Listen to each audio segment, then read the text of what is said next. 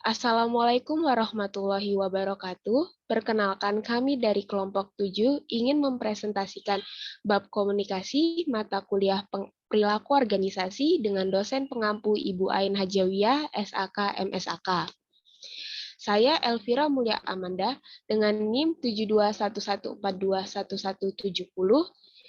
selaku moderator yang akan memandu acara presentasi pada kali ini, dan rekan-rekan saya yaitu Yunita Amelia dengan NIM 7211421055, Aisyah Nurlaili dengan NIM 7211421310, Salsabila Ika Yuliana dengan NIM 7211421056, Ayu Wulansari dengan NIM 7211421162, dan yang terakhir adalah Vivin Armelia Saputri dengan NIM 7211421051.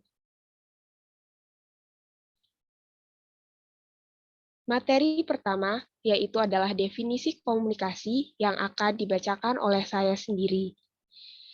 Istilah komunikasi berasal dari bahasa Latin communicatio, yang bersumber dari kata komunis yang berarti sama.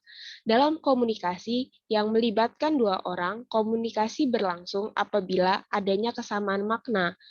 Pada dasarnya, seseorang melakukan komunikasi untuk mencapai kesamaan makna antara manusia yang terlibat dalam komunikasi yang terjadi, di mana kesepahaman yang ada dalam benak komunikator atau penyampai pesan dengan komunikan atau penerima pesan mengenai pesan yang disampaikan haruslah sama, agar apa yang komunikator maksud juga dapat dipahami dengan baik oleh komunikan sehingga komunikasi berjalan baik dan efektif. Materi selanjutnya yaitu fungsi komunikasi, proses komunikasi dan arah dalam komunikasi akan dibawakan oleh Saudari Aisyah Nurlaili. Dipersilakan. Baik, terima kasih atas waktunya. Di sini saya akan menjelaskan yaitu fungsi komunikasi. Fungsi komunikasi ada 4, yaitu pengendalian, motivasi, pernyataan emosional, dan informasi. Yang pertama ada pengendalian. Komunikasi berperan untuk mengendalikan perilaku anggota dalam berbagai cara. Organisasi memiliki otoritas hierarki dan panduan formal bagi para pekerja yang diharuskan untuk diikuti. Komunikasi secara informal juga mengendalikan perilaku. Yang kedua ada motivasi. Komunikasi membantu meningkatkan motivasi dengan menjelaskan kepada para pekerja mengenai apa yang harus mereka lakukan, seberapa baik mereka dalam melakukannya, dan bagaimana mereka dapat meningkatkan kinerja mereka. Pembentukan tujuan memberikan umpan balik atas kemajuan dan memberikan imbalan bagi para perilaku yang diinginkan. Semuanya mendorong motivasi dan memerlukan komunikasi. Yang ketiga yaitu pernyataan emosional. Kelompok kerja merupakan sumber utama dan interaksi sosial bagi para pekerja. Komunikasi di dalam kelompok adalah mekanisme dasar para anggota yang memperlihatkan kepuasan dan frustasi. Oleh karena itu, komunikasi menyediakan pernyataan emosional dari perasaan dan pemenuhan kebutuhan sosial. Yang keempat, yaitu informasi. Komunikasi memberikan informasi yang diperlukan oleh para individu dan kelompok untuk mengambil keputusan dengan mengirimkan data yang diperlukan untuk mengidentifikasi dan mengevaluasi pilihan. Lalu saya akan menjelaskan proses komunikasi. Sebelum dilakukan, komunikasi memerlukan suatu tujuan, suatu pesan yang akan disampaikan antara pengirim dan penerima. Pengirim akan mengodekan pesan atau mengubahnya menjadi bentuk simbolis dan meneruskannya melalui sebuah medium atau saluran kepada penerima yang akan menguraikan isi kode tersebut. Hasilnya adalah perpindahan makna dari satu orang ke yang lainnya. Pengirim memulai suatu pesan dengan mengodekan pemikirannya. Saluran adalah medium melalui mana pesan-pesan akan berjalan. Pengirim memilihnya, kemudian menentukan apakah penggunaan saluran yang formal atau informal. Penerima adalah orang kepada siapa pesan akan diarahkan. Yang pertama-tama harus menerjemahkan simbol-simbol ke dalam bentuk yang dapat dipahami. Tahap ini adalah menguraikan isi kode dari pesan. Kaitan terakhir dalam proses komunikasi ini adalah lompatan umpan balik. Umpan balik adalah pemeriksaan mengenai seberapa berhasilkah kita dalam memindahkan pesan kita seperti yang dimaksudkan semula. Ini menentukan apakah pemahaman telah tercapai atau belum. Lalu, ada arah dalam komunikasi. Arah dalam komunikasi ada 3, yaitu yang pertama, komunikasi ke arah bawah. Komunikasi yang mengalir dari satu tingkat dari sebuah kelompok atau organisasi menuju ke level yang lebih rendah adalah komunikasi ke arah bawah. Para pemimpin kelompok dan para manajer menggunakannya untuk menugaskan tujuan, memberikan instruksi pekerjaan, menjelaskan kebijakan dan prosedur, menunjukkan permasalahan yang memerlukan perhatian, dan menawarkan umpan balik. Yang kedua adalah komunikasi ke arah atas. Komunikasi ini digunakan untuk memberikan umpan balik ke para petinggi, menginformasikan mereka mengenai perkembangan dari tujuan, dan menyampaikan permasalahan saat ini. Komunikasi ke arah atas membuat para manajer tetap waspada dengan apa yang dirasakan oleh para pekerja mengenai pekerjaan mereka, para rekan sekerja, dan organisasi secara umum. Para manajer juga bergantung pada komunikasi ke arah atas untuk gagasan-gagasan mengenai bagaimana kondisi dapat ditingkatkan. Lalu yang ketiga ada komunikasi lateral. Komunikasi lateral adalah ketika komunikasi terjadi di antara para anggota dari kelompok kerja yang sama, para anggota dari kelompok kerja pada level yang sama, para manajer pada level yang sama, atau beberapa pekerja yang setara secara horizontal dan lainnya. Baik, sekian dari saya kembalikan ke moderator. Terima kasih atas pembawaan materi yang telah dibawakan dengan baik oleh Saudari Aisyah Nurlailis. Materi selanjutnya yaitu komunikasi organisasi dan mode komunikasi akan dibawakan oleh Saudari Yunita Amelia. Dipersilakan. Baik, terima kasih sudah diberikan kesempatan. Kali ini saya akan membawakan materi yaitu komunikasi organisasi. Komunikasi organisasi terdapat 2 jenis. Yang pertama yaitu kelompok kecil yang formal. Pada jaringan komunikasi yang formal dapat menjadi lebih rumit, meliputi ratusan orang dan setengah lusin atau lebih banyak level hierarki. Untuk menyederhanakannya, dengan meringkas jaringan-jaringan ke dalam 3 kelompok kecil. Yang pertama yaitu jaringan roda atau well network. Pada jaringan roda, itu bergantung pada sebuah sosok sentral untuk bertindak sebagai saluran bagi seluruh komunikasi kelompok. Ini menstimulasi jaringan komunikasi yang akan kita temui pada suatu tim dengan seorang pemimpin yang kuat. Untuk yang kedua yaitu jaringan komunikasi rantai. Jaringan komunikasi rantai mengikuti perintah yang formal atau resmi. Jaringan ini mendekati saluran komunikasi yang akan kita temui pada level ketiga organisasi yang ketat. Untuk yang ketiga yaitu jaringan komunikasi semua saluran atau all channel network. Pada jaringan ini memperbolehkan para anggota kelompok untuk berkomunikasi satu dengan yang lainnya, baik itu secara aktif maupun pasif. Sering dicirikan dalam pelaksanaan tim yang dikelola sendiri, yang mana para anggota kelompok bebas untuk memberikan kontribusi dan tidak ada orang pun yang mengambil peran pemimpin. Untuk yang jenis kedua yaitu kabar selentingan atau gosip. Komunikasi ini dapat dikatakan sebagai komunikasi informal yang sangat baik terjadi saat tidak mencukupinya informasi yang dapat dilakukan melalui komunikasi formal. Melalui banyak riset menemukan bahwa kandungan informasi dari rumor ini cukup akurat, khususnya bila informasi itu didasarkan fakta bukan spekulasi yang memiliki keakuratan 75% sampai 95%. Kemudian untuk yang kedua yaitu mode komunikasi. Mode komunikasi dibagi menjadi 3. Yang pertama yaitu komunikasi lesan. Pada komunikasi lesan, secara umum menyampaikan pesan, pidato, diskusi formal satu-satu dan diskusi kelompok, serta rumor informal dan kabar selentingan merupakan bentuk-bentuk yang terkenal dari komunikasi lesan. Pada komunikasi lesan memiliki keuntungan yaitu kecepatan dan umpan balik. Kita dapat menyampaikan sebuah pesan verbal dan menerima tanggapan dalam waktu yang sedikit. Sedangkan kelemahannya yaitu semakin banyak orang maka akan beresiko terjadinya penyimpangan. Untuk contohnya yaitu rapat, video conferencing, dan telepon. Pada mode komunikasi yang kedua yaitu komunikasi tulisan.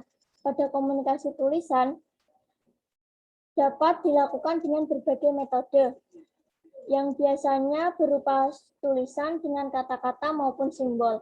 Contohnya yaitu surat, PowerPoint, surat elektrik atau email, pesan singkat, pesan teks, media sosial, dan juga blog. Untuk mode komunikasi yang ketiga yaitu komunikasi nonverbal.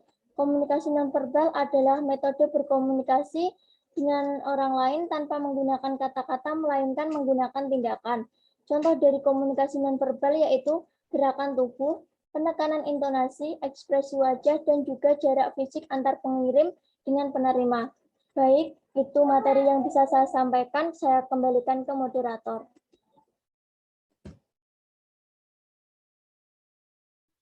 Terima kasih atas pembawaan materi yang telah dibawakan oleh Saudari Yunita Amelia dengan sangat baik.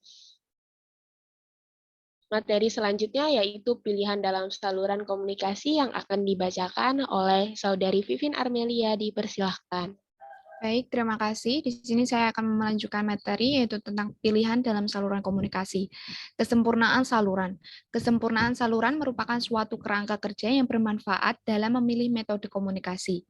Beberapa faktor-faktor yang mempengaruhi kesempurnaan saluran yaitu yang pertama, menangani berbagai macam isyarat secara simultan. Dan yang kedua, memfasilitasi umpan balik yang cepat menjadi sangat pribadi. Memilih metode komunikasi. Pilihan atas saluran tergantung pada apakah pesan tersebut bersifat rutin atau tidak. Pesan rutin cenderung mudah dan memiliki ambiguitas. Saluran-saluran yang kesempurnaannya rendah dapat memberikan efisiensi.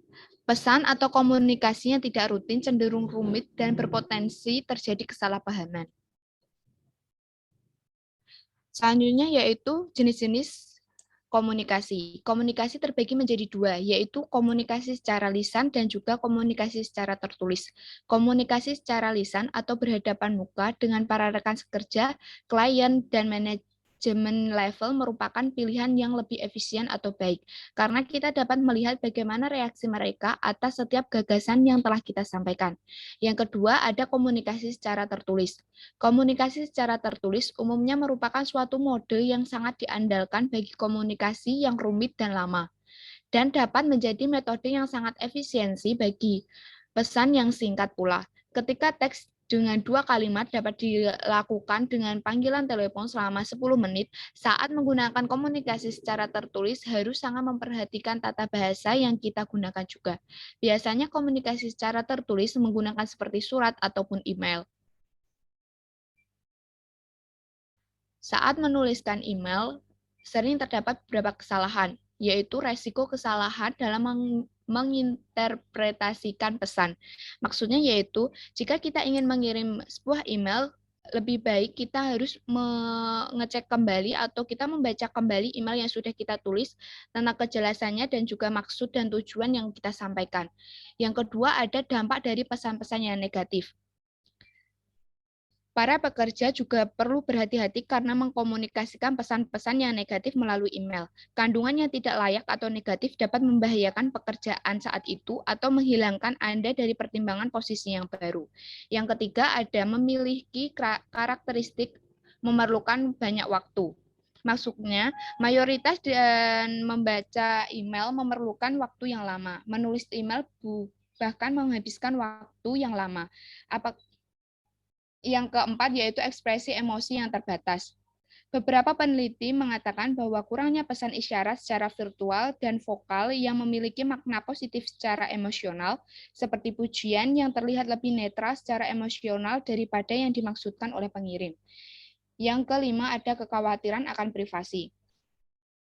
Terdapat banyak permasalahan privasi dengan email. Pertama, email biasanya dapat dimonitor. Pertumbuhan pada bidang forensik digital yang menitikberatkan pada melakukan investigasi email dari semua perangkat yang digunakan oleh perusahaan, seperti komputer, smartphone, dan lain-lain, yang dikirimkan oleh para pekerjanya, terutama pada email yang dikirimkan kepada organisasi pesaing. Yang keenam atau terakhir yaitu ada profesionalisme. Maksudnya, ini penting untuk tidak membiarkan informasi dari pesan teks menyebar ke dalam email bisnis atau sampai terdengar oleh bisnis pesaing. Selanjutnya,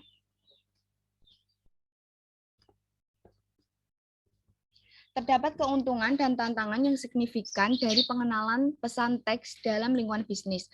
Mengirimkan dan menerima teks tidak memerlukan biaya mahal, dan ketersediaan untuk berkomunikasi dari para klien dan manajer tersebut kondusif bagi bisnis yang baik.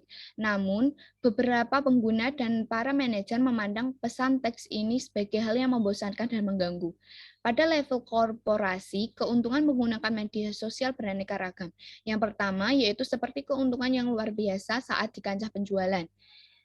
Maksudnya, kita dapat menggunakan media sosial untuk memamerkan ataupun memperkenalkan barang jualan atau dagangan yang kita miliki. Yang kedua, perusahaan juga mengembangkan platform jejaring sosial media secara internal milik mereka sendiri untuk mendorong para pekerja berkolaborasi dan meningkatkan pelatihan.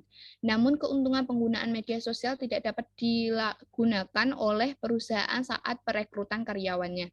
Yang ketiga, keuntungan bagi organisasi yang potensial dapat mendorong para pekerja untuk mempromosikan produk pada halaman sosial media yang mereka miliki. Selanjutnya yaitu tentang keamanan informasi. Keamanan merupakan suatu kekhawatiran yang sangat besar oleh hampir semua organisasi dengan informasi pribadi atau yang dimiliki mengenai para klien, konsumen, dan pekerja. Organisasi khawatir dengan keamanan informasi secara elektronik yang harus diproteksi, dan sebagian besar perusahaan secara aktif memonitoring pemakaian internet dari para pekerjanya, dan catatan email, bahkan menggunakan video pengawas dan catatan percakapan telepon. Itulah materinya yang bisa saya sampaikan. Selanjutnya saya kembalikan kepada moderator. Terima kasih atas pembawaan materi yang sangat baik oleh Saudari Vivin Armelia Saputri. Materi selanjutnya yaitu komunikasi persuasif dan hambatan yang akan dibawakan oleh Saudari Salsabila Ika Yuliana. Dipersilakan. Terima kasih. Saya akan memaparkan materi tentang komunikasi persuasif. Komunikasi persuasif adalah komunikasi yang bertujuan untuk mengubah atau memengaruhi kepercayaan seseorang sehingga bertindak sesuai dengan apa yang diharapkan oleh komunikator. Cara pertimbangan dalam proses komunikasi ada dua. Yang pertama, pemrosesan yang otomatis. Pemrosesan yang otomatis adalah suatu pertimbangan yang relatif dangkal atas bukti dan informasi yang membuat penggunaan heuristik. Pemrosesan yang dikendalikan. Pemrosesan yang dikendalikan adalah suatu pertimbangan yang terperinci mengenai bukti dan informasi yang dengan bersandar pada kenyataan, gambar, dan logika. Selanjutnya,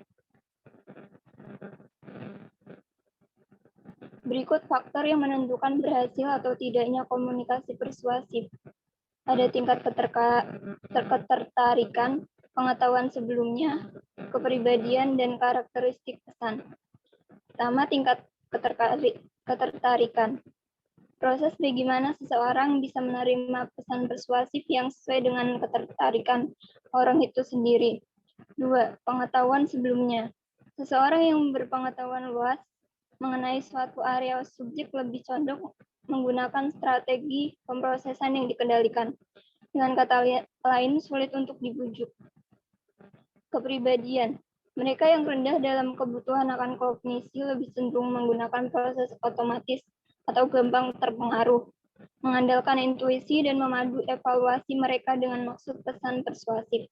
Yang keempat, karakteristik pesan. Kebanyakan pesan yang dibuat relatif ramping, sehingga penyampaian isi pesan kurang dapat dipahami. Sedangkan pesan yang dibuat lebih sempurna mendorong pemrosesan yang lebih bersifat konsultatif. Selanjutnya,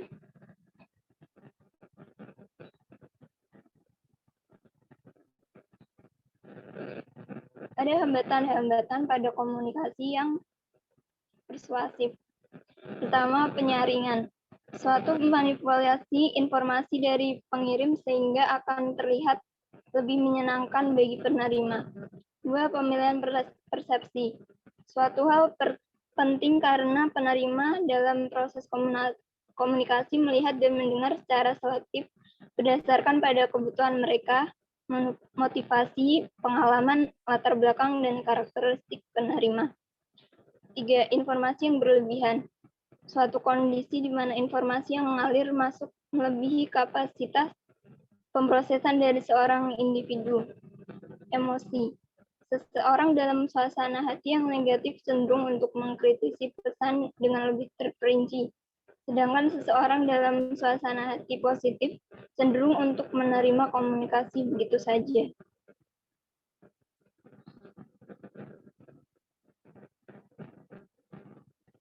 Sekian yang dapat disampaikan. Saya serahkan kepada moderator. Terima kasih. Terima kasih atas pembawaan materi yang telah disampaikan dengan sangat baik oleh Saudari Salsabila Ika Yuliana. Materi selanjutnya akan dilanjutkan oleh Saudari Ayu Wulansari, yaitu hambatan dan implikasi global. Kepada Saudari Ayu Wulansari, dipersilakan. Sebelumnya, terima kasih atas waktu yang telah diberikan oleh moderator. Di sini saya akan menjelaskan mengenai hambatan-hambatan pada komunikasi yang efektif yang sebelumnya telah dijelaskan oleh Saudari Salsabila Yuliana. Hambatan yang kelima yaitu bahasa. Perbedaan bahasa tentu sangat menyulitkan dalam berkomunikasi. Namun, bahasa yang sama pun dapat terjadi kesalahpahaman akibat adanya perbedaan penafsiran suatu kata dengan orang lain. Di sini faktor yang terbesar yang mempengaruhi perbedaan tersebut adalah umur dan konteks. Misalkan kita sebagai generasi muda tentunya sering sekali menggunakan istilah-istilah bahasa gaul ataupun menggunakan singkatan-singkatan saat saat berselancar di dunia maya ataupun di media sosial. Nah, itu akan menimbulkan penafsiran yang berbeda jika dibaca oleh generasi yang lebih tua dari kita, seperti usia 40 tahun ke atas. Dan faktor hambatan yang keenam yaitu keheningan. Keheningan atau kurangnya komunikasi dari para pekerja mengakibatkan para manajer akan mengalami kekurangan informasi mengenai permasalahan operasional yang sedang berlangsung. Nah, keheningan dari para pekerja ini terjadi akibat adanya perlakuan buruk yang dilakukan oleh manajer puncak. Misalkan adanya diskriminasi, gangguan, korupsi, ataupun kelakuan buruk lainnya. Nah, contohnya kayak seperti misalkan para pekerja ini sebelumnya telah memberikan opini pribadinya. Nah, tetapi tidak dihargai ataupun diremehkan oleh manajemen puncak. Nah, pada kesempatan selanjutnya, para pekerja ini akan cenderung untuk diam dan tidak berkomunikasi lagi. Yang ketujuh yaitu kekhawatiran komunikasi, yaitu mengalami ketegangan ataupun kecemasan yang tidak wajar atau tidak semestinya dalam berkomunikasi secara lisan, tertulis, ataupun keduanya. Tapi pada prakteknya, kekhawatiran komunikasi ini sering terjadi pada komunikasi secara lisan, misalkan saat berbicara di depan banyak orang. Yang kedelapan yaitu berbohong, yaitu bentuk penahanan informasi secara sengaja mengenai sesuatu dan berusaha untuk mengambil langkah untuk melindungi informasi atau fakta yang sebenarnya agar tidak terdeteksi. Tentunya berbohong ini sangat menjadi hambatan dalam komunikasi, sehingga informasi atau fakta sebenarnya tertutupi. Next. Materi selanjutnya yaitu implikasi global. Faktor lintas budaya berpotensi menciptakan permasalahan komunikasi yang sangat besar. Sesuatu sikap yang dipahami, yang dapat diterima dengan baik dalam satu budaya, belum tentu diterima baik atau oleh budaya lain. Bisa juga dan malah berarti buruk. Next.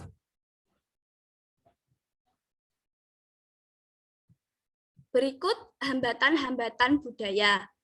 Permasalahan terkait dengan kesulitan bahasa dalam komunikasi lintas budaya diantaranya satu yaitu hambatan yang disebabkan oleh sematik. Maksudnya kata-kata dapat berarti hal-hal yang berbeda bagi orang yang berbeda, terutama bagi orang-orang yang berasal dari kebudayaan yang berbeda. Hambatan yang kedua yaitu hambatan yang disebabkan oleh konotasi.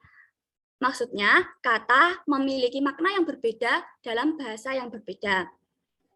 Dan yang ketiga yaitu hambatan yang disebabkan oleh perbedaan nada.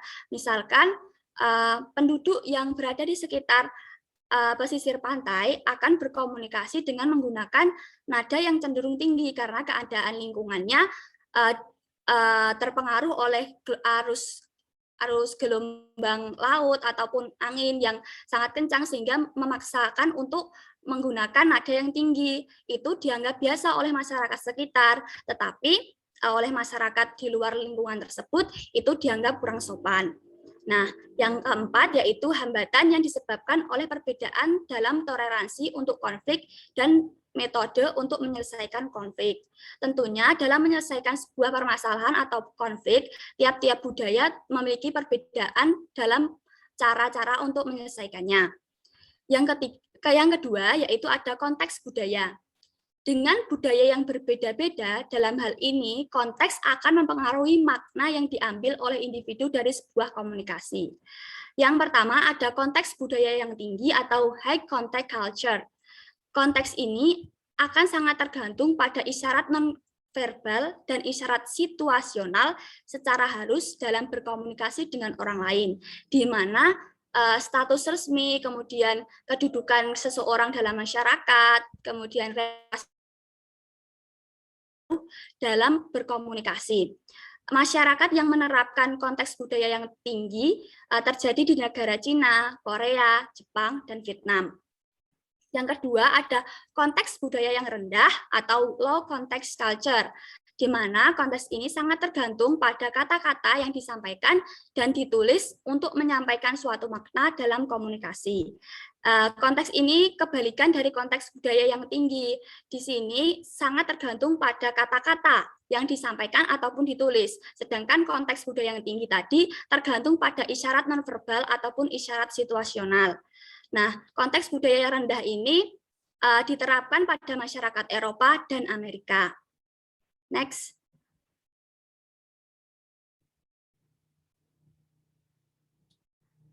Materi terakhir yang akan saya bawakan yaitu pedoman budaya.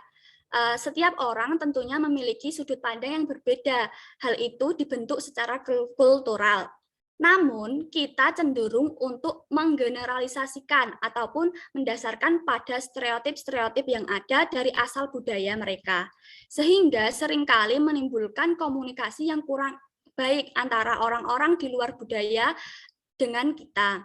Oleh karena itu, dengan adanya perbedaan, maka kita seharusnya dapat memanfaatkan peluang yang ada untuk mencapai solusi yang lebih kreatif dengan bantuan orang lain. Dengan syarat kita harus mampu mengkomunikasikannya secara efektif.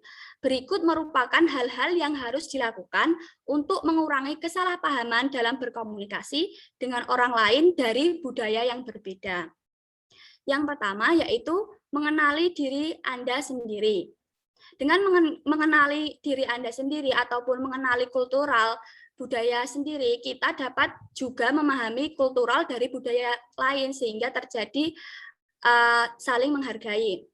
Kemudian yang kedua yaitu menerapkan sikap saling menghargai, adil, dan demokrasi.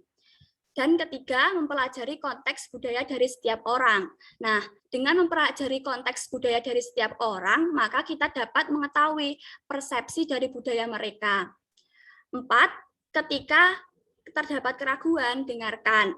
Maksudnya, kita tidak lebih awal memberikan pendapat kita, sehingga tidak terjadi kesalahpahaman. Yang kelima yaitu sampaikan kenyataan bukan interpretasi Anda. Sampaikan segala sesuatu itu berdasarkan dengan fakta, bukan pendapat secara pribadi. Yang keenam yaitu pertimbangan sudut pandang orang lain. Nah, dalam hal ini kita menempatkan diri kita sendiri sebagai penerima pesan sehingga kita dapat mengetahui pesan yang kita sampaikan itu menyakiti atau tidak bagi orang lain. Yang ketujuh yaitu secara proaktif mempertahankan identitas dari kelompok. Sekian waktu yang telah diberikan. Terima kasih. Saya kembalikan ke moderator.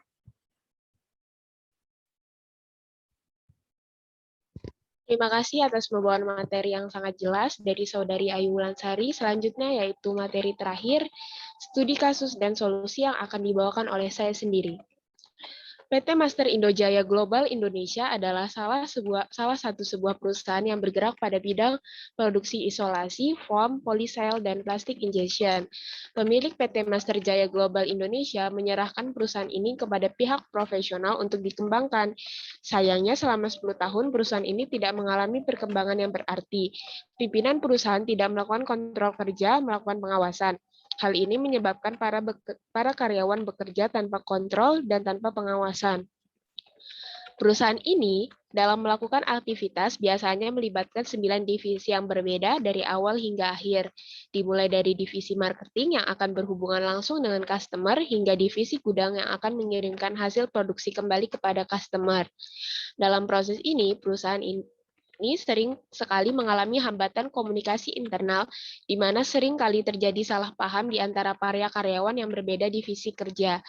Komunikasi horizontal antar karyawan PT Master Indo Global Indonesia yang tidak berjalan dengan lancar menyebabkan terhambatnya kinerja perusahaan. Banyak kesalahan informasi dari satu divisi ke divisi lainnya, mulai dari tanggal pengiriman, jenis barang, dan sebagainya. Hal yang sangat menghambat kinerja perusahaan yang membuat banyak customer sering terhambat. Pada akhirnya, nama perusahaan menjadi buruk di mata customer. Customer pun menjadi kecewa. Sistem kerja sudah diatur dengan baik, tetapi tiap individu-individu di dalamnya masih banyak kesalahan informasi. Masalah komunikasi karyawan ini adalah sebuah masalah perusahaan yang perlu dievaluasi. Studi kasus berasal dari wawancara dengan Direktur PT Master Indo Jaya Global Indonesia, Raymond Wijaya. Solusi dari studi kasus sebelumnya yaitu yang pertama, pimpinan perusahaan PT Master Indo harus lebih memerhatikan hambatan-hambatan komunikasi pada 9 divisi yang berbeda. Yang kedua, pimpinan perusahaan PT Master Indo harus mengkomunikasikan dengan pekerja secara personal dan melakukan pengawasan terhadap kinerja karyawan. Yang ketiga, komunikasi setiap divisi seharusnya selalu dirundingkan dan dikoordinasikan sehingga tidak ada kesalahpahaman dalam komunikasi. Yang keempat, melakukan pertemuan antar karyawan dan manajer untuk menyatukan pola pikir dan komunikasi satu sama lain. Yang terakhir, selalu melakukan evaluasi secara berkala. Itulah pembawaan materi yang dapat saya sampaikan, dan ini merupakan materi terakhir dari kelompok 7. Sekian dari presentasi oleh kelompok 7. Terima kasih atas perhatiannya. Wassalamualaikum warahmatullahi wabarakatuh.